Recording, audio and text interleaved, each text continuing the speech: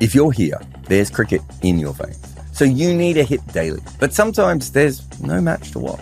Enter Hit Wicket, a strategic cricket game for those moments of rare lull. It's not about frantic tapping, but it's about understanding cricket's nuances. Dot ball pressure, getting your eye in, all these things. This is real cricket with some gaming twists. In Hit Wicket, you're the batter, bowler, owner, coach, and captain. That's the dream. And there's no ads, just cricket. Download Hit Wicket for free on mobile and unleash your inner cricket legend. Name and job title, please. Yeah, so hey guys, I'm Anirudh Suresh. I'm a senior sub-editor for cricket.com and I've been writing in cricket for about 6 years now. Now, when we talked about this and you sent me this piece, and I hadn't read it before when you'd sent it to me, I did think to myself, he's written a whole piece about Marcus Stoinis in T20 cricket, and I wonder how many other people have ever written a piece about Marcus Stoinis or even thought about, because he's a weird kind of player that doesn't go through. But let's start with this. How did you notice that Marcus Stoinis was this good in World Cups? Because I'll be honest, even though I've probably written about him in World Cups, I hadn't really noticed this myself before. Yeah, so look, I don't know how it happened actually, but I remember him scoring that 60 odd against Sri Lanka in the 2022 World Cup. So then I remembered him again playing a decent cameo against Ireland, if I'm not wrong. Ireland or Afghanistan, I'm not sure who the last two matches of Australia played. I think it was Ireland first, and I'm not sure if Stoinis batted against Afghanistan in that World Cup, but he had a pretty good World Cup in what was a very terrible outing for Australia. 2022 was pretty bad for them. Yeah. And I just saw that, after the Oman knock, I was very curious. So he actually, it might look like a knock that did not matter when you look at the bigger picture. Like, okay, it's Oman after all, but who cares? And like, you expect Australia to win. But they were 56 for 3 after 10 overs. And you can go back and see what the guys like Bilal Khan and there was another bowler who was bowling like 110, 105. I cannot recall his name right now, but they had Australia, kind of in a very awkward position, and from that, Stoinis just hit 4 sixes in an over and like the momentum shifted for them. And that's when I was doing some number crunching and checked that he had scored about like 250 plus runs at that point in T20 World Cups with an average of more than like 55, 60. And that's when I thought like, okay, people give Stoinis a lot of shit for no reason, even though he's been a pretty good T20 batter for a while now. And that's largely because they mix Stoinis the ODI batter with Stoinis the T20 batter. So, and that's a problem a lot of batters face in world cricket right now, the mixing of formats or whatever. They're perceived a certain way. So I just thought, okay, let me just go through his numbers and let's see how it holds up. And I was actually stunned to see that, it was mind-blowing, the T20 World Cup numbers. At that point, sadly, after I wrote about him, he had 2 failures against Afghanistan and India. So I ended up jinxing him a little bit. But when this piece was written, he was pretty much, he had a perfect World Cup record with the bat in hand. You cannot ask for more from a middle order batter.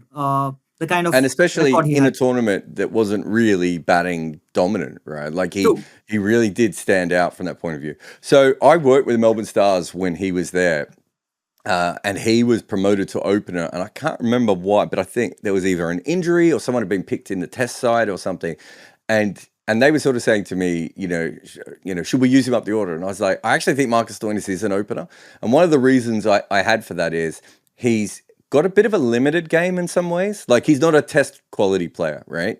So he's quite good at certain things. And one of the things he was really good at is just hitting 4s, right? Yeah. And when he would come in the middle, he would often get stuck and he would hit singles for a while, or he'd try and hit 6s too early.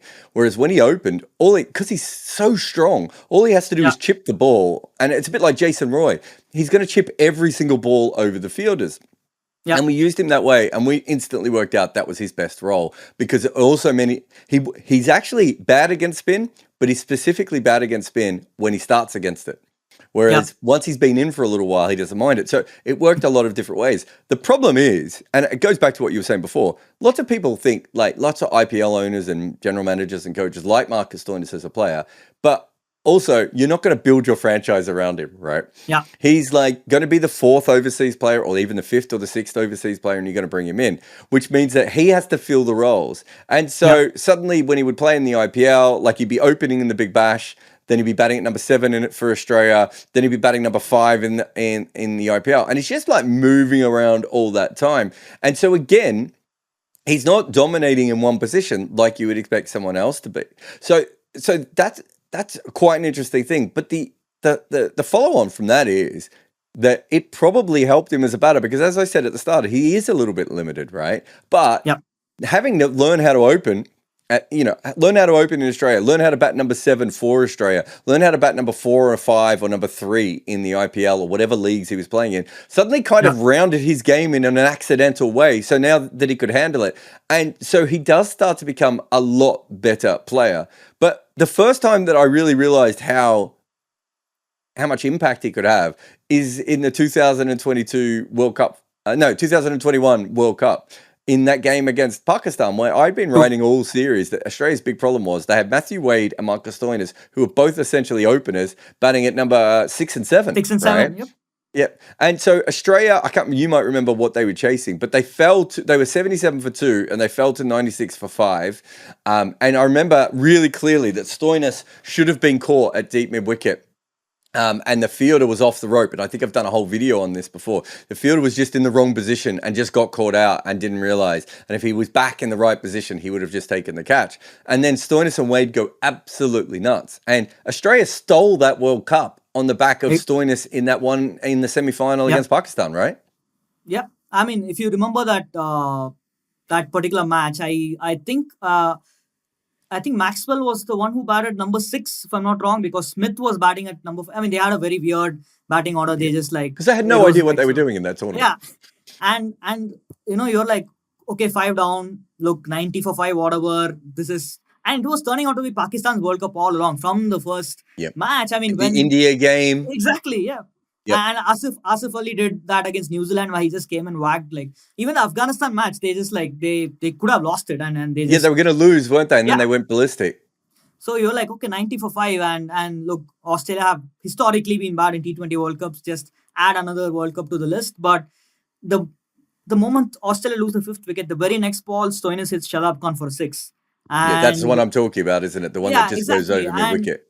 And that's actually that was very interesting because Stoinis, at least for a few years, had this kind of a phase where he had the ability to go into a shell, a tendency to go into a shell. Sometimes he just like, you knew that he has the big hits in him, but sometimes he goes into a shell. And then you suddenly have Stoinis hitting a first ball, not first ball 6 as in the ball after the wicket, he hits a 6. And that kind of, sends a statement in a way that it's either like, look, we don't fear you, or like, look, this is all we have left and we are going to throw the kitchen sink and like go down fighting or whatever. And we all remember the 3 sixes Matthew Wade hit off Shaheen. But that partnership for a long time was carried by Stoinis, because when Matthew Wade was on 8 of 9 balls, Stoinis was already on like 34 of 20 odd. And the partnership was like 43 by then. So Stoinis' counterpunch was what set up Wade's onslaught at the end. And that is very much overlooked, because when you talk about Australia's 2021 World Cup win, everyone talks about Finch winning all the tosses, Warner peaking at the right time, Mitchell Marsh, Zampa taking like ridiculous amount of wickets. Then even Wade, nobody fails to mention Wade because of the Hassan Ali drop catch and like those 3 sixes. But Stoinis hardly gets a mention, right? But if you actually look back, what are the pivotal moments in that World Cup for Australia?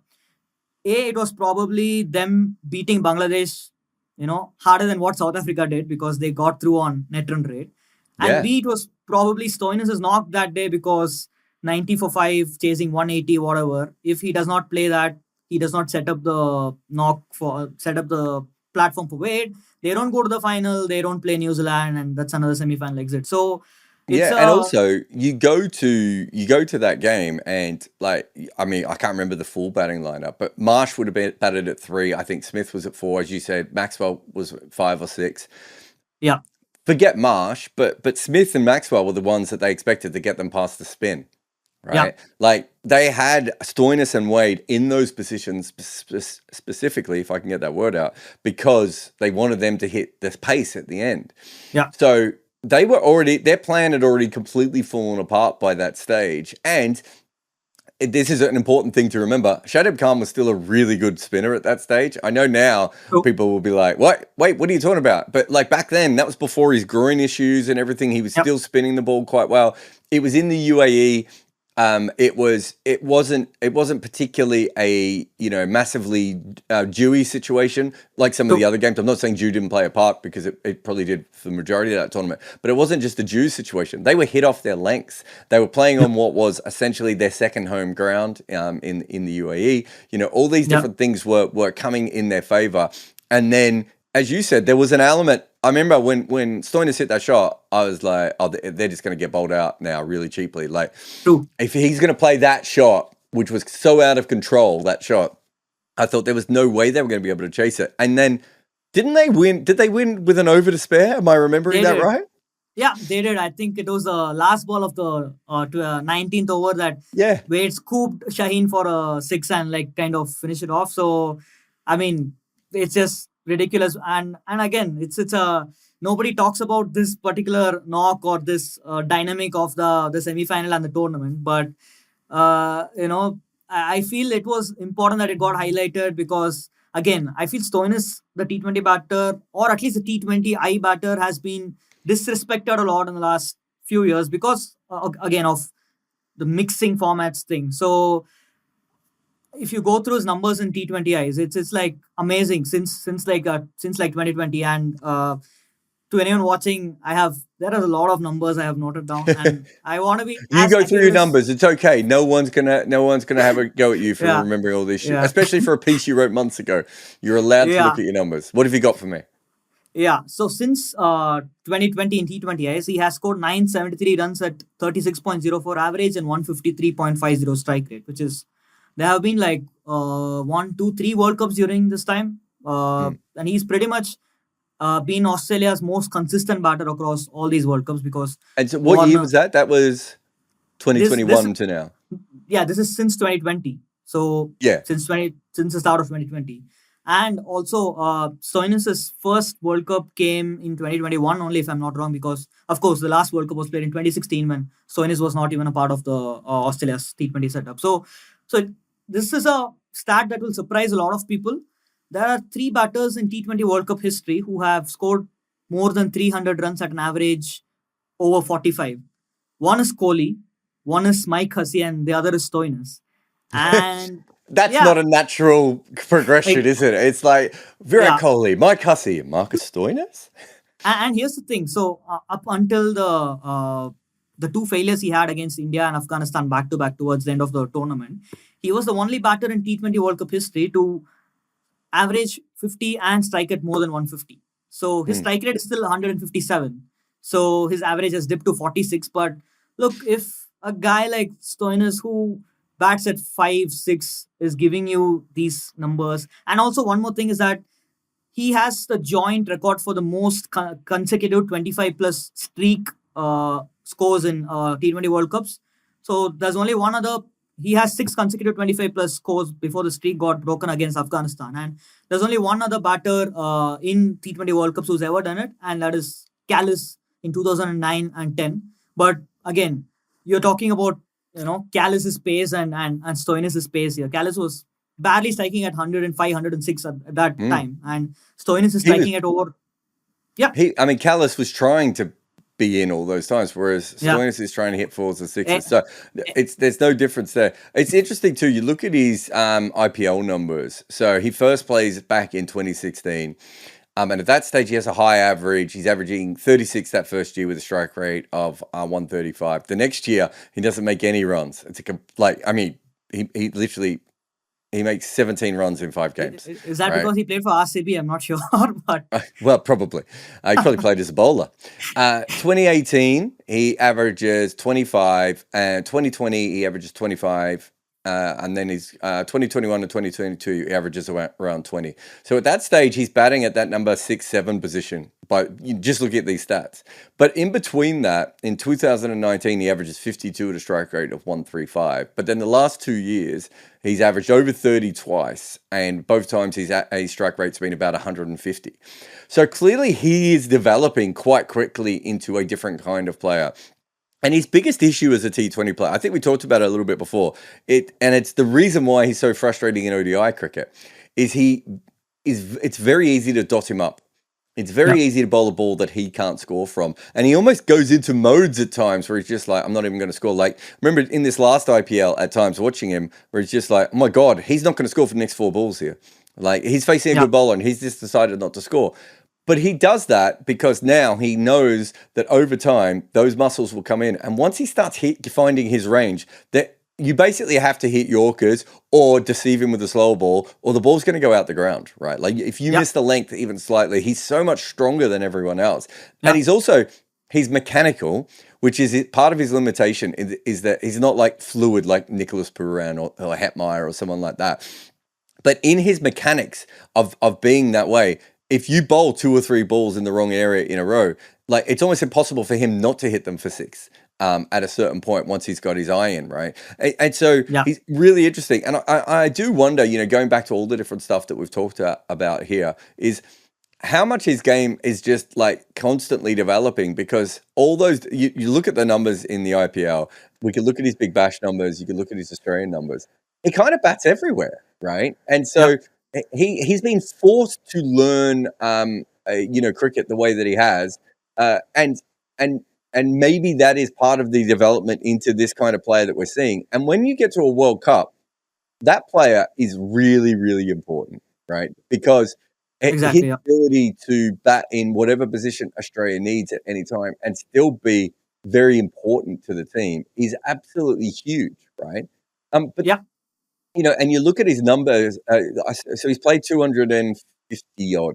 He's almost played 300 T20 games now, and he's opened in 50 of them. He's batted at number 3 in 16 of them, batted number 4 in 40 of them, batted number 5 in 100 of them, batted number 6 in 30 odd, and then number 7 and number 8, he's also batted another 10 times. Like he's batted from 1 to 8 essentially, or at least 1 to 7, pretty consistently in every different position. And he's not. We all know he's not a dumb cricketer, right? He might be a little bit robotic in the way he moves and everything, but he's not dumb. And so he's worked out this way of scoring in all these different situations, in multiple different leagues and everything else, that I think is quite interesting. Like Australia hasn't really trained Marcus Stoinis. It's almost been the T20 circuit and the weird society the weird conditions he's been in that have helped train him. If you make any content, Minvo Pro is the tool for you. Take your long format content and cut it and slice it for social media. This AI-inspired weapon will turn your one piece of work into so many clips. Try Minvo.pro now. Yeah, I mean, if you look at his numbers, you can say like post-development, whatever, like in the last 4-5 years. Since 2020, he's in all T20s. Everywhere he's played, not excluding global T20 because that is an unofficial. I don't think that's an official T20. We just did a whole podcast on that, so I think we can both decide that we don't believe it's a real tournament. Yeah. So he scored 4,046 runs at an average of 30 and a strike rate of 143, which is like, for, like you mentioned, for someone who is always made to bat like everywhere, that's a ridiculous number. And we have not even come to his bowling yet, and he's taken 85 wickets in this period as well. So, but let's not talk about his bowling at all, because we are going to talk about his bowling. There's 2 reasons. There's 2 reasons we want to talk about his bowling, because you're right. All right, so here's my theory. If you look at his early career, right, and I say this as someone who, I'm a Victorian. I know he's from Western Australia, but he's played a lot of cricket for Victoria. Yeah. If you look at his early career, there's no way he's playing if he couldn't bowl, right? Yeah, true. So he plays in his first, from 2012 to 2015, he plays like 12 games and he averages like, 15 or something with a low strike rate. He's played almost all of those as a bowler. And 2016, which is I think when he first plays in the IPL, he plays 15 T20 games, an average of 21 and a strike rate of 110. Again, if he isn't bowling, he isn't getting that opportunity. So the fact that he's not a bowler, right? I think we now all agree with in many different ways, but the bowling helped him develop. And if he was Tim David, right, another Western Australian who hits a long ball, who bats at number 6 and number 7, Marcus Stoinis wouldn't even have a career now. Like, his rubbish bowling, right? And, you know, he has one good ball. And I love the fact that, like, he's a fast medium all-rounder. Yeah. And he's just like, I'm basically going to, if the ball's swinging, I could swing it. And if I can't do that, all I'm going to do is bowl bounces. And I love the fact he'll bowl bounces anywhere at any time to any player. Like, he'll bowl bounces against Rohit Sharma. He doesn't care. He's just going to bowl bounces if the ball isn't doing anything for him. And I think he must be up there with Shardul Thakur as one of the most, or the least economically friendly bowlers in T20 history. Yep. He's always going for runs, right? Constantly going for runs. But because he's smart and because he's strong, he still forces a wicket through. So I think you have to mention his bowling, even if I would be more than happy if, like, the teams he played with didn't have to use his bowling. Yeah, exactly. I mean, I think his batting has come to a point now that where, like, I think if not all sides, at least like vast majority of the sides, I think he just walks into the team as a pure batter, because look, the things he offers is like, you know, he can bat anywhere from 1 to 7, obviously, like we just went through. Not like it's an ideal case scenario, but still he brings you that versatility. He is one of the best 6 hitters of the ball right now in world cricket, in T20s especially. And I feel like there are like probably not any person who's as good as Stoinis right now when it comes to just bashing a half volley and muzzling it for a 6, you know. Yeah. You just he's probably the most consistent hitter of a 6, isn't he? Yeah, I mean, like I've even against spinners, I've lost count the amount of 6s he just hits straight, you know. You're just looking at the TV and it's like coming towards you almost. He's just so straight, and even the drag downs, the pull shots over mid wicket, he's so strong that even the miscues kind of go for 6. And so yeah, that is there. And obviously he has added a bit of consistency, a lot of consistency to his game. So it is not like he's not a Maxwell type of a player right now where, okay, you get 108 of like 45 one game, 3 single digit scores and maybe a 15 XM. It's not like that anymore. He kind of at least fires once every 3 or 4 games, which I think you would take any day for a middle order batter who's an X-factor player like Stoinis is.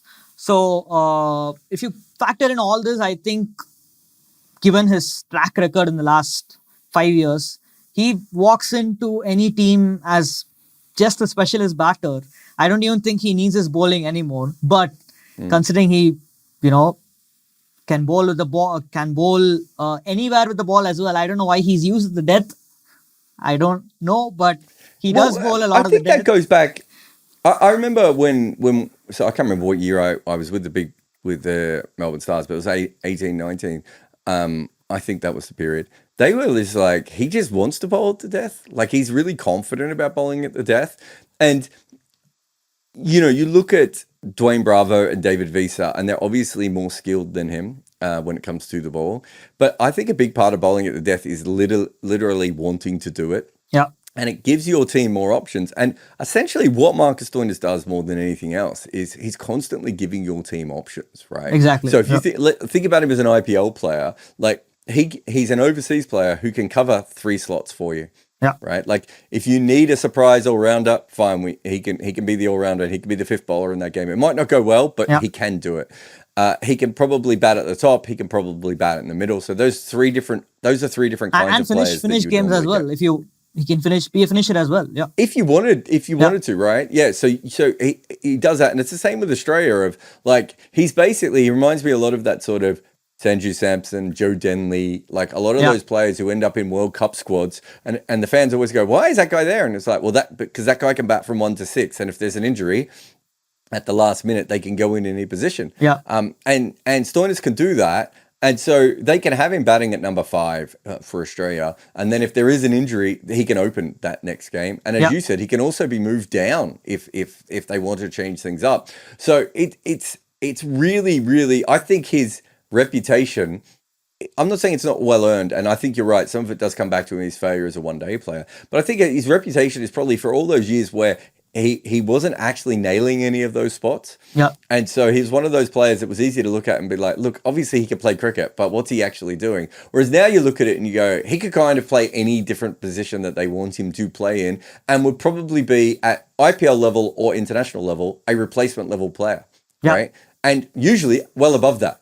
And in some cases, well above that. So it's a fascinating player to be able to have. He's kind of, I'm going to throw this to you. He's kind of like a different kind of all-rounder in that, forget his bowling. I know he can bowl, but his all-round skill is the fact he can bat in any position. He's never going to be a negative in the field.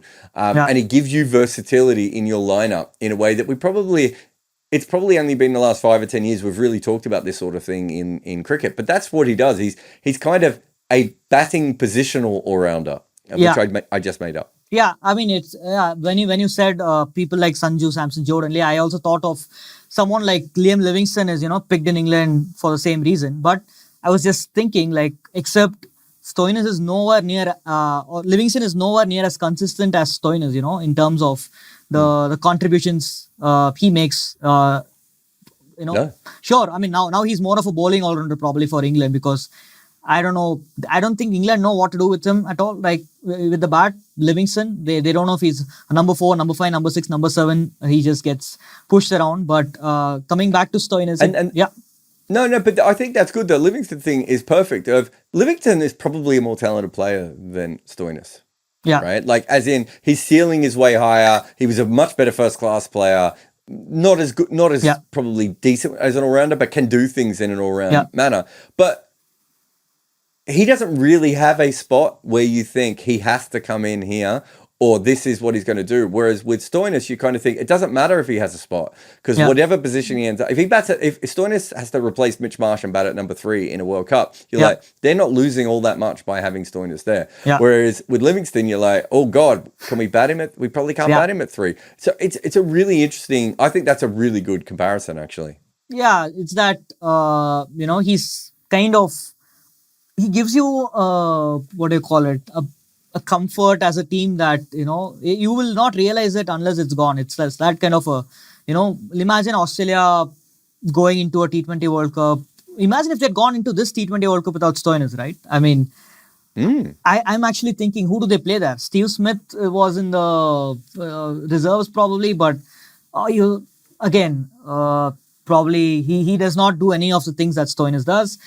You can't push Tim David up the order because, can't play spin. Yeah, exactly. That is one. Matthew Wade can't again. Start against spin, certainly, yeah. Matthew Wade, yeah, you're right. Same case with Wade.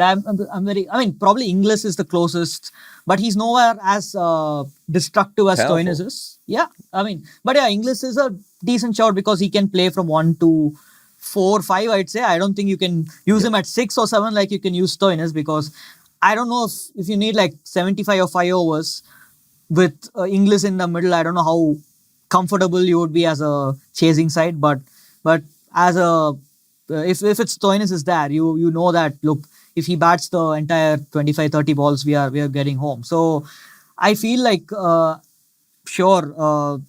will realize Maxwell going and all these guys. Warner is retired now and all that, but I think they'll have a big void to fill when Stoinis leaves as well.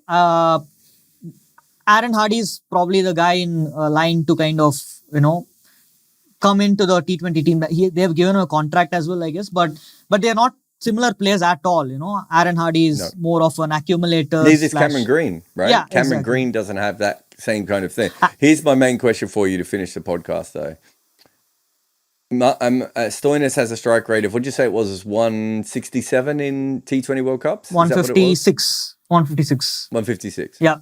If he only faced his own bowling, what strike rate would Marcus Stoinis have in T20 World Cups?